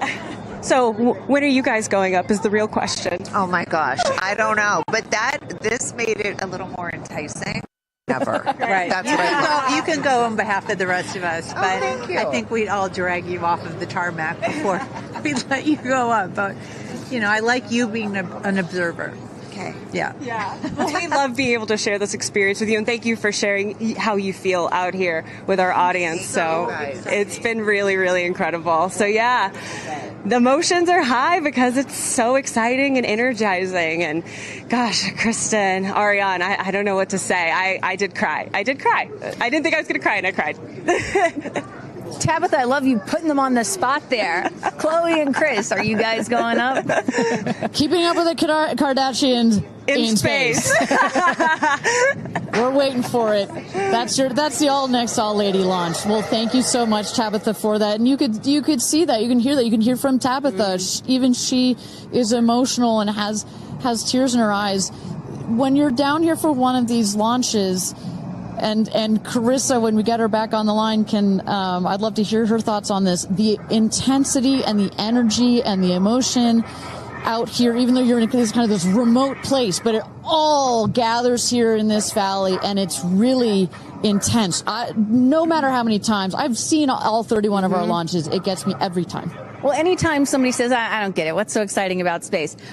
Come to a launch. Come see a launch in person, and then you'll change your mind. And, I'm just, as we await the moment where these astronauts emerge from the capsule, I'm reminded of what William Shatner said on his mission. He said, "What you have given me is the most profound experience I can imagine. I hope I never recover from this." And I love that. You know, I hope I never recover from what I just experienced. And one of the neat things about this is these women were not in space for several days where they had time to get acclimated to it. They only got 4 precious minutes of weightlessness. And so that high, that feeling of, ooh, I want more of whatever that was, is still so fresh. And you really get to see that when they step out of the capsule. We catch our astronauts. I mean, their minds are still in the process of being blown when they come out of the capsule, and Carissa is going to capture those moments for us shortly here after we get our recovery crew. You see there some of the friends and family have already started lining up there, while the recovery crew, you've seen some images. As I mentioned, they're safing some of the systems on the capsule. We want to release all of the excess air and gas that created that nice air cushion. We'll remove the parachutes, make sure nothing gets tripped up. Also, we reuse those parachutes. And then crew member 7 will take the stairs up to the hatch.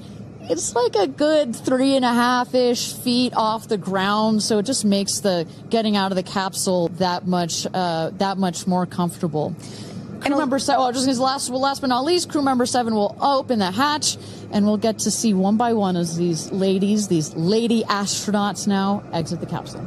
And a lot of people are probably familiar with seeing, NASA astronauts or Russian cosmonauts emerge from a spacecraft after a long duration flight on stretchers or, glorified. They need some assistance because they've been exposed to zero-G for so long. Not these astronauts. They're not going to need any assistance. That's one of the beauties of a suborbital spaceflight. You feel great. You don't have to deal with space sickness, right? Exactly. And that's, to that point, this flight, because you're basically going straight up and then over the Kármán line and straight back down. Some astronauts, I think you had mentioned your mother may have experienced a little sickness up there. You don't in this one because it's just once up and once down. And you get that nice zero-G floating sensation and you buckle back in. You don't have it's not as extreme. So do you have an astronaut that you're looking forward to hearing from the most? It's really hard to pick. Yeah.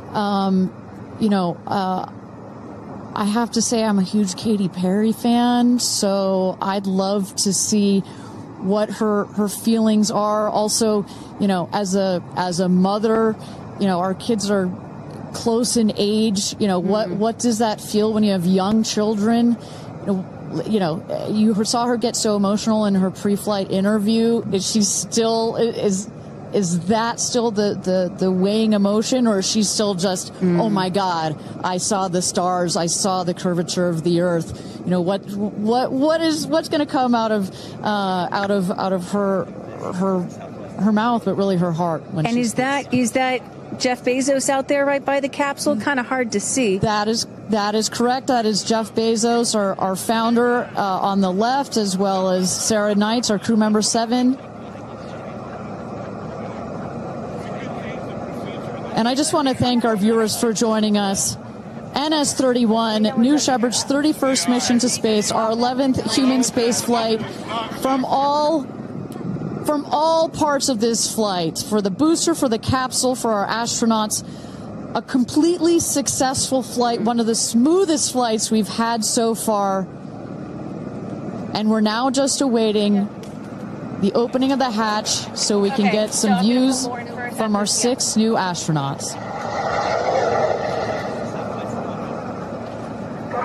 Phelps. And I would imagine Lauren Sanchez in seat 1 will be coming out first. That is correct. They'll go. She's in seat 1, which is next to the left. The left window there. She will go first.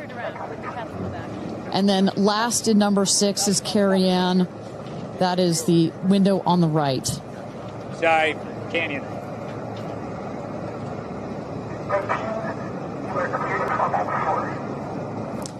You see those vans arriving. Those are friends and family.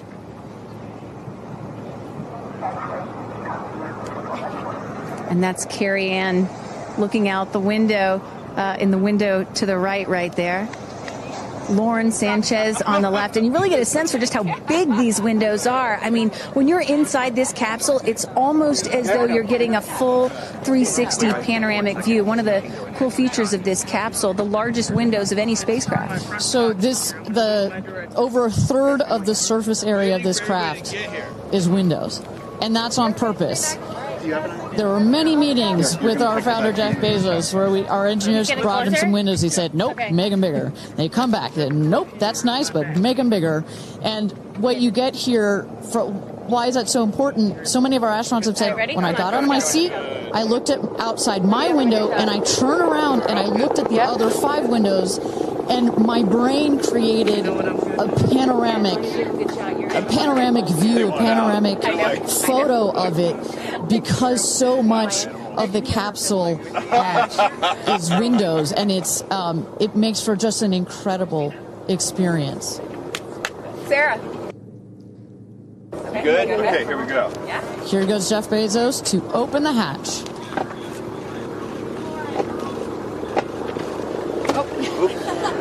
She didn't really close it again. Come on out, guys.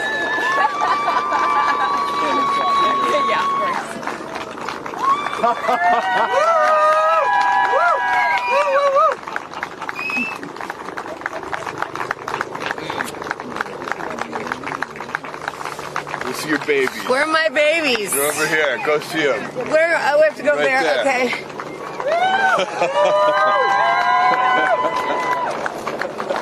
Katy! Woo!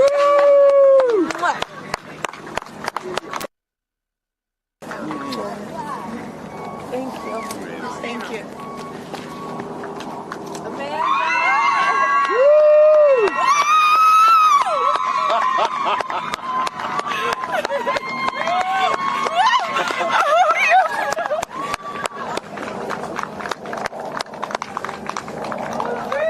Aisha!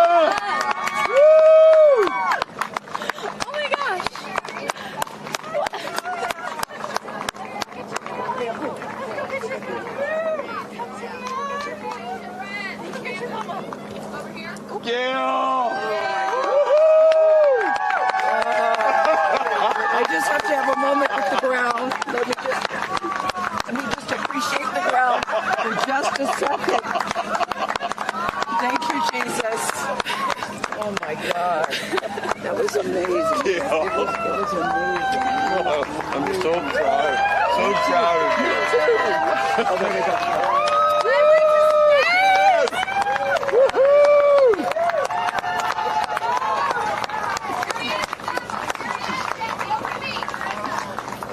Amazing. I'm so proud of you. Kerianne, we got your people over here. Come right around the bushes here. Woo! Come on. I can't hear you.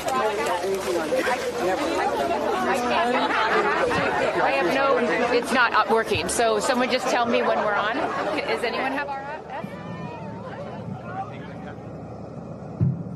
All right, and you just saw it there. All 6 astronauts coming out, all ecstatic. Katy Perry and Gayle King both kissing the earth. Very happy to be back down here, but clearly ecstatic. I don't know about you, Kristen, but my favorite was Lauren coming out and saying, "Where are my babies?" Oh. And I also loved Katy Perry holding a daisy, I believe, and holding the daisy up to the sky after her daughter Daisy. Sweet moment. With that, let's turn it over to Krista Thompson standing by outside the capsule. I don't really have words for it. Oh my God, Lauren, I want to cry just seeing you. I'm so proud of this crew. Like, I mean, Gayle, we were just talking in the capsule, doesn't even have ear piercings. She's so afraid to do anything. And she got in that capsule, and I think, like, it profoundly changed her. I mean, for me, I can't put it into words, but, like, I looked out the window, and we got to see the moon. And it was pink. Was it pink? The full moon. It wasn't pink, but it was almost full. And Earth looked it was so quiet. it was just quiet. And is it what you expected? No. Better. Yeah. I don't think you can describe it, because you know what I was saying. It was like quiet, but then also really alive. And you look at it and you're like, we're all in this together. Like, that's all I could think about is like, we're so connected, more connected than you realize, because you just see right here, you see like, you know, states and all these things that like divide us, but we're not. And what is your emotion? What makes you emotional? Joy. Complete and utter joy and gratefulness. Like, it makes me want to come back and just hug everyone and be like, oh my God, we're in this together. Like, that's what this is. And Jeff had told you that it will change you more than you know. And I know you're only a few minutes removed from the capsule, but I can tell so already. Emotional. Yeah. To be this I did. I'm like, I don't cry that often. So I didn't expect to be this emotional, but it's also all the love that was in that capsule, and all the heart and the feelings and all the things, and like seeing Jeff before I left, I just went, you know, I had to come back. I mean, we're getting married. If I didn't come back, that would be a bummer for me. Only you, by the way, would say this to me. You said, Jeff, if you don't want to marry me, you don't have to send me to space. Don't have to send me to space. What an incredible experience for you. But the fact that when you're in there, we got to hear some of your audio, but give us some of those moments when you guys, just from the second you took off to the second you landed, describe, if you can, for us what we didn't get to hear. It was a feeling of joy and like and camaraderie. It was a feeling of gratefulness. It was a feeling that we're doing this. And you know Alan Shepard, I told you about this, did this same exact flight, and he became the first American in space, and 6 women just did the same flight that he did. Oh, I just want to keep hugging you. It's really cool. Yeah. And I hope that more people get to see this, because I feel, I don't even know how much it's going to change me. And I want to thank the Blue team. I mean, look at them. I mean, they work so hard to make sure this vehicle gets up and safe. And I'm so proud of you. I'm so proud of you. It's one thing to say you're going to do it. It's another thing to actually do it. And I know there's a phrase in your family that life takes off on the other side of fear. And here you are, just having landed back on Earth. And now you are officially, Lauren Sanchez, already adding to your extensive resume, you are an astronaut. Congratulations. Thank you. I'm very excited. I'm excited to share it with the world, and I'm so grateful to everyone here. I love you. Go be with your family. But to process and download what just happened to me. Well, get on in here, Amanda. Someone that can now articulate exactly how Lauren is feeling.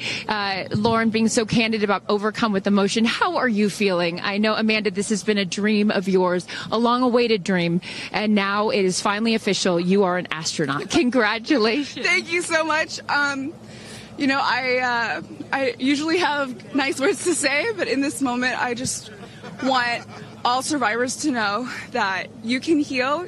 No dream is too wild, and that if it's so wild out there, like going to space, you can absolutely make it through, and it can absolutely be possible. You mentioned to us prior to going up, you said that you needed to go to space to heal. I know you're only a few minutes removed from this incredible experience. Do you feel healed? You know, I had a 0G indicator that I didn't know if I would bring, and I ended up bringing it. Okay. And explain for the folks at home that don't know what that means, what it is that you're holding. Yes, the 0G indicator is something all astronauts have that floats once you hit space, lets you know you're there. I brought a promise that I wrote to myself. I've talked about that. And share for what is this right here? Yes, and this one I didn't know if I would bring, but I ended up bringing it and floating it, and it's the hospital van from the day.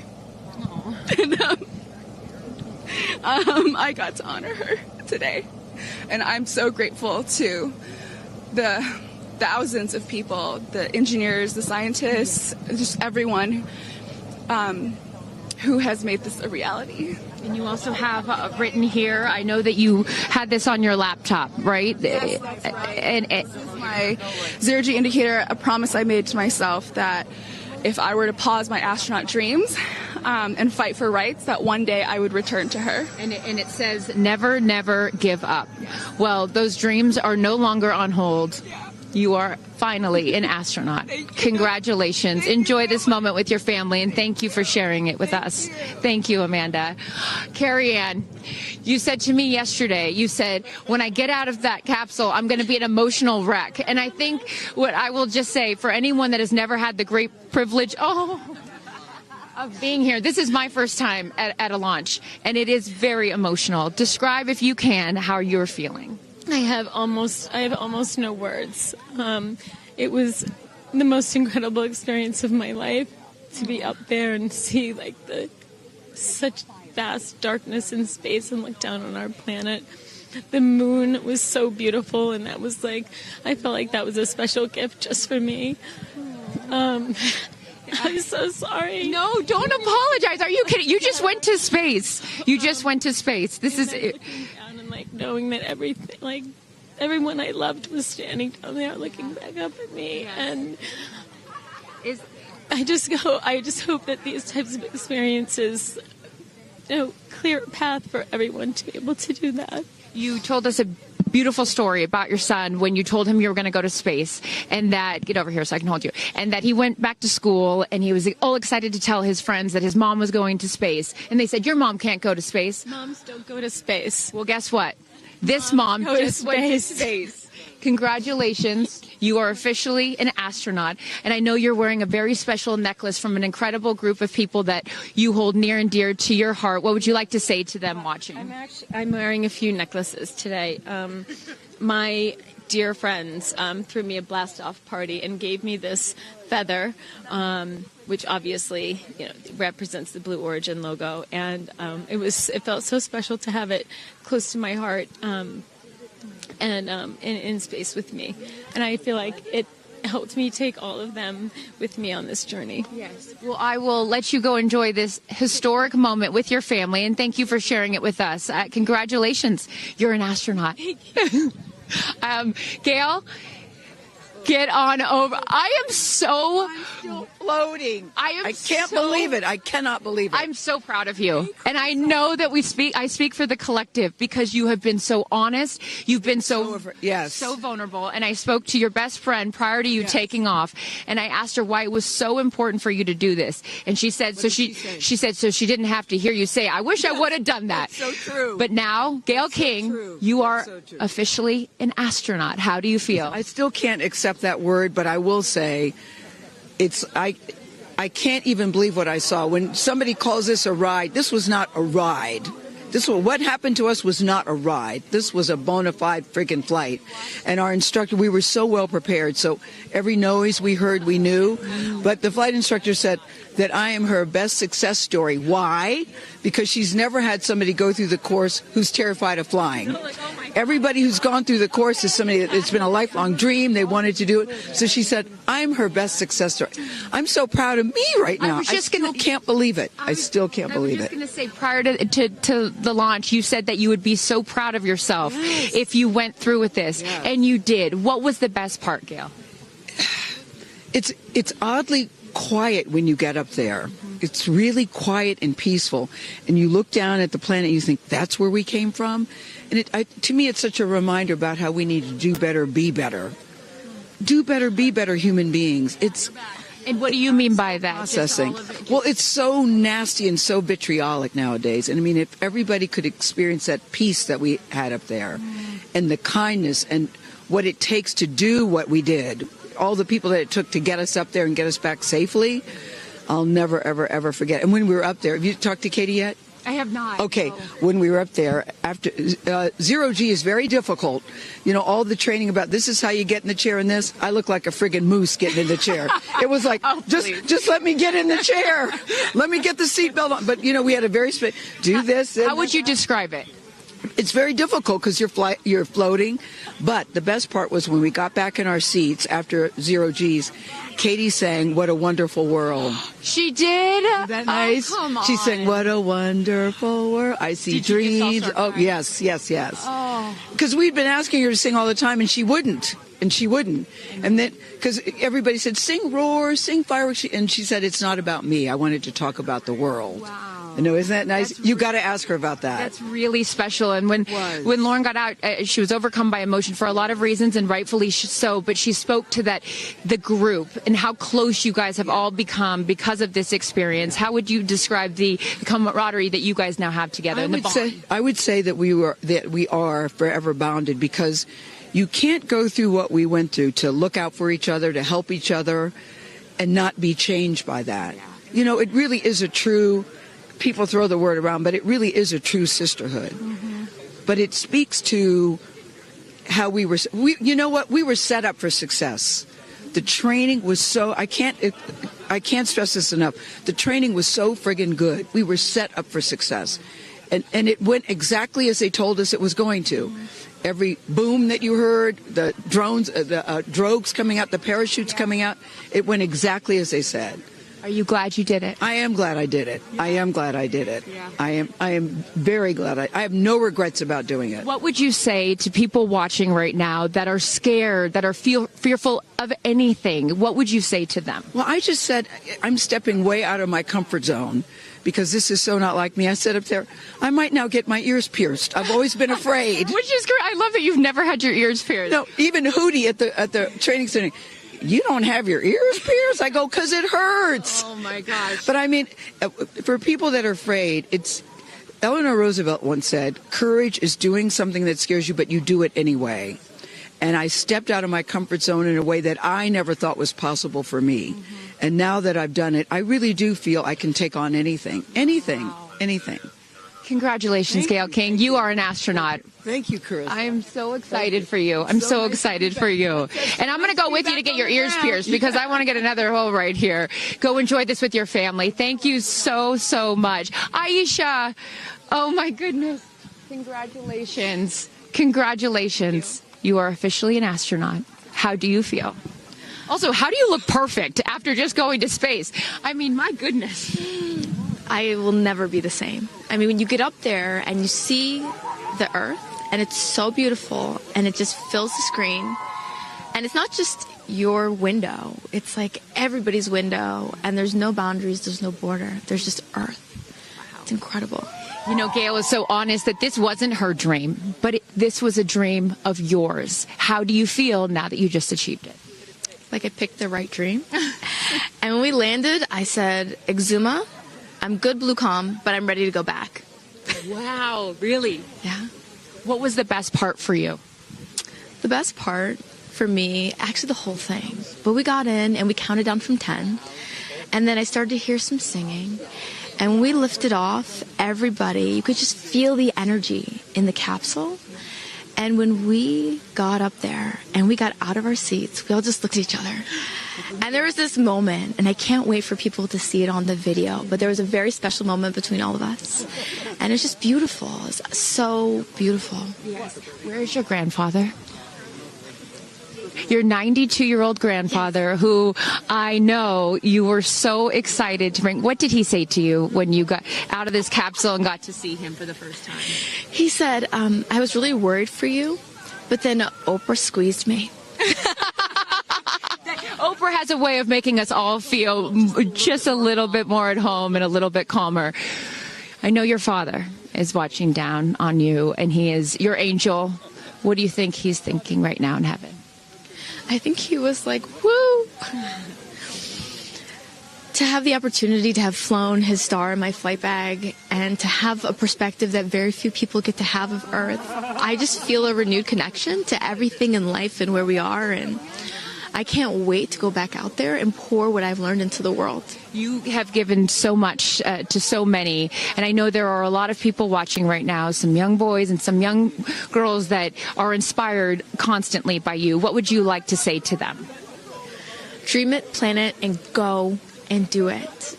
I never really thought I could go to space, although I really wanted to go. And today just confirmed that dreams are real and sometimes reality is wrong. And your dreams just came true. Congratulations. Go enjoy this with your family. Thank you for sharing your experience with us. Katy. Of the group. No, you're not the crier of the group. Feeler of the group. No, you are not. I'm crier. I'm going to tell you something right now. You are officially an astronaut. Thank you so much. How do you feel? I feel super connected to love. So connected to love. I think this experience has shown me you never know how much love is inside of you, like how much love you have to give, and how loved you are until the day you launch. We had these incredible shots of Daisy watching you as the rocket, it'll make me cry, as the rocket's going up, and she was so proud. Just kept saying, Mommy, Mommy. And I know you'll feel the same way when you watch it. And you brought a real-life Daisy up. That's it was right. important for you, not only because it's your daughter's name, but why else was that important to bring it? Daisies are common flowers, but they grow through any condition. They grow through cement, they go through cracks, they go through walls. They are resilient, they are powerful, they are strong, they are everywhere. Flowers are, to me, God's smile, but it's also a reminder of our beautiful earth and the flowers here and God's smile and the beautiful magic that is everywhere, all around us, and even in a simple daisy. So to really appreciate it and remember it and take care of it and protect it. Gayle shared with us the song that you sang when you got up there. What a wonderful world. Why was that important to sing that particular song? I've covered that song in the past, and obviously, like, my higher self is always steering the ship, because I had no clue that one day I would decide to sing a little bit of that in space. But I think that it's not about me. It's not about singing my songs. It's about a collective energy in there. It's about us. It's about making space for future women and taking up space and belonging. And it's about this wonderful world that we see right out there and appreciating it. This is all for the benefit of Earth. You have done so many incredible things in your life, selling millions of records, selling out stadiums. Where does this experience rate for you? This experience is second to being a mom. Wow. Yeah, that's it. And that's why it was hard for me to go, because that's all my love right there. And I have to surrender and trust that the universe is going to take care of me and protect me, and also my family and my daughter. Because, like, I am full up from being able to get that gift of being a mom. And to go to space is incredible. And I wanted to model courage and worthiness. Mm-hmm. And fearlessness. You did. You said you wanted to go to space for the fearless women in your life as well, your sister and your mom. Yeah. What was their reaction when you got to see them after you got off the capsule? I have only seen my mom, and I was like, "Are you okay, Mom?" She just knew. She knew. She was totally okay, and I'm sure she was speaking in tongues underneath her breath, as she does all the time. She would do that for anything else, but definitely today. But she was so super confident. My mom, she has this thing where she can see. I mean, even down to the name of, like, the capsule being tortoise. I know you spoke to all of your fans about that the capsule's named tortoise, the feather on the side, that, you know, the symbol of Blue Origin, all of those gave you confidence that this was the right thing for you to do, correct? Yeah, because I just asked for a sign from the heavens, from my angels, and they're like, well, here's the feather, which is what your mother calls you, and if that's not enough, the capsule's named Tortoise, which is the second nickname that your mother calls you. And I'm like, okay, I'm going. Yeah. I got the message, and I'm gonna get the message.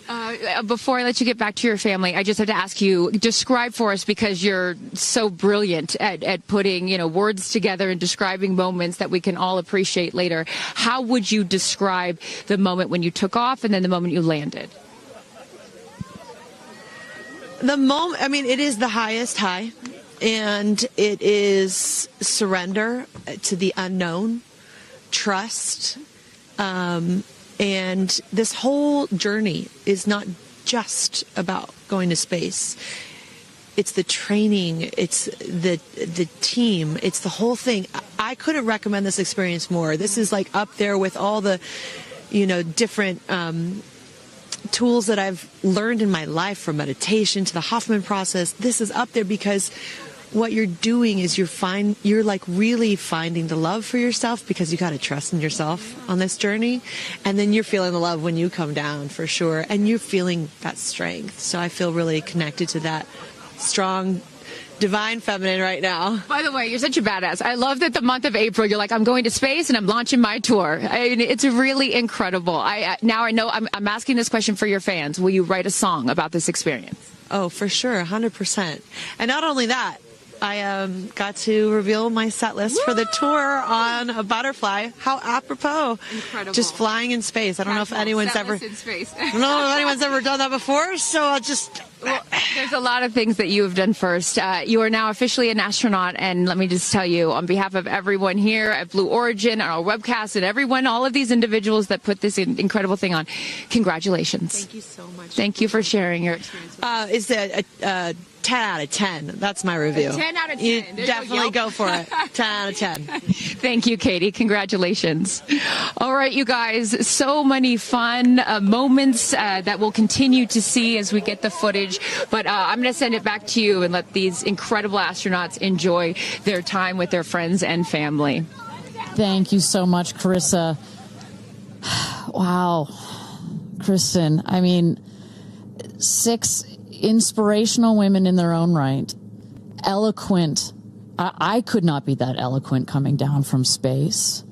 You heard Katy Perry saying 10 out of 10, but number 2 experience only to being a mother. What were some of your takeaways from what we just heard? Gayle King used the word sisterhood. I'm feeling the sisterhood today. First all-female crew to space since 1963, and that was a solo mission, Valentina Tereshkova. And I'm with an all-female broadcast team here at Launch Site 1 in Blue Origin. Ariane, it has been a complete honor to work alongside you. It has been such an honor to watch all of the things that these women and their loved ones have said about what this experience means to them, because I am a firm believer that if you don't understand why people come out here to watch a space flight, it's just because you haven't seen a launch yet and you haven't been a part of this experience. And I truly believe what we witnessed here today is something that will continue to open up spaceflight and this experience for all of humanity and our little ones at home. 100%. I said it earlier. You can't be it if you can't see it. And to see these 6 women go up and the roles that they have played before, but I can't wait to see the roles that they play afterwards in their way of telling this story for the world to hear, to experience, to see. This is just the beginning. So I want to give a shout out to them, because as you saw, that is coming out of your comfort zone, whether you wanted to go to space or you're like Gayle and you didn't anticipate it. Thank you for trusting yourselves and to their families and trusting their loved ones with Blue Origin. We are very proud to do that. I'm so proud of Gayle King, too. I wonder if she's still afraid to fly on airplanes after flying to space. Have we cured her of her fear of flying? I don't know. We've cured her for getting your ears pierced. So there we go. Baby we'll take steps. That one. Let's start with that one after this not so baby step. Aw. Look at that beautiful shot. And now the party starts, right? Can we pop some champagne and celebrate a little bit later? Let's do it. It's only 9:20 a.m. It's not too early. 5 o'clock somewhere, baby. All right. What an incredible day. Just for all of us, for our astronauts, for our Blue Origin team. It was an honor to fly you to space. And if you would like to follow in the pioneering footsteps of these astronauts and purchase a seat to space, visit BlueOrigin.com and click Fly to Space. Your own journey to visit the Kármán line is much closer than you think. If you'd also like to purchase a mission patch to commemorate today's launch, head to Blue Origin shop for patches and much, much more. For Kristen, Carissa, and Tabitha, I'm Ariane Cornell. Thank you so much for joining us. And until our next launch, Gradatum Ferociter.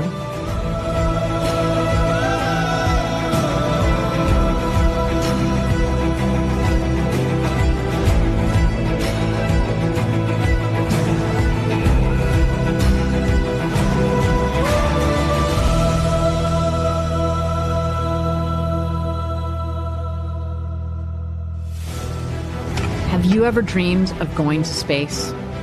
A once-in-a-lifetime journey is closer than you think. To book your flight, visit BlueOrigin.com and click Fly to Space. Tell us as much as you can about yourself.